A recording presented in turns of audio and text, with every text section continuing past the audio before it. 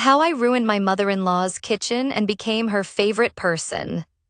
I was never excited about the idea of moving to my husband's hometown, mostly because of Clara, my mother-in-law. Before we even met, I knew she was a perfectionist. My husband, Leo, always joked that his mother could spot a speck of dust from a mile away. When I finally met her, Clara was exactly what I had feared: elegant, rigid, and deeply unimpressed by my chaotic artistic lifestyle. I felt like a complete outsider.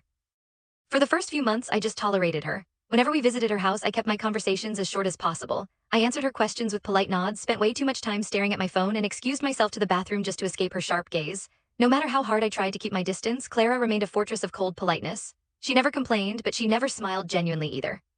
Then came the weekend lunch at her house. Leo had cooked a big meal, but just as we were about to sit down, he realized he had forgotten to buy the specific cream needed for his signature dessert. He decided to quickly run to the grocery store, leaving me completely alone in the house with Clara for the first time ever. The silence in the kitchen was unbearable. I scrolled through my social media, pretending to be incredibly busy, while Clara sat across the island, polishing a wine glass like she was trying to scrub herself out of the awkwardness. Finally, after what felt like an eternity, she cleared her throat and looked at my messy bun. "So, do you actually know how to bake anything, or do you just rely on my son?"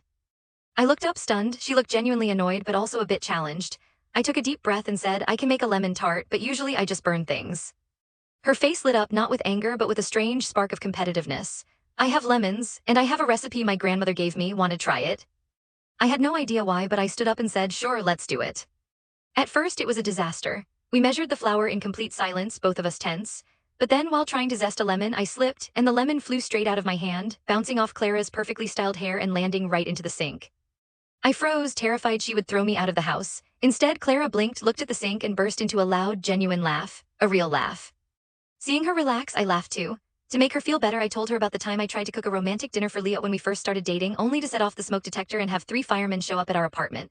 Clara laughed so hard she had to wipe her eyes, then she opened up. She told me about her own youth, how she used to be a rebel in college, and how she once accidentally ruined her own wedding cake by dropping it down the stairs. One messy kitchen counter turned into 2. We started talking about everything: music, old family secrets, and how annoying Leo could be when he was stressed. I found out Clara wasn't cold. She was just fiercely protective of her family and anxious about change. By the time Leo came back with the cream, the kitchen was an absolute war zone.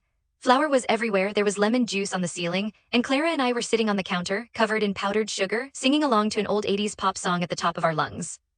Leo stood in the doorway, staring at us like we had completely lost our minds. Clara grinned at him, wiped some flour off her nose, and said, "Son, your wife is a terrible baker, but she makes a fantastic mess." That afternoon changed everything. I stopped dreading her calls, and she stopped judging my lifestyle. Now she is like a second mother to me. I still don't know exactly how it happened, but somehow, over a ruined lemon tart and a ridiculous conversation, she won me over, and honestly, I am so glad she did.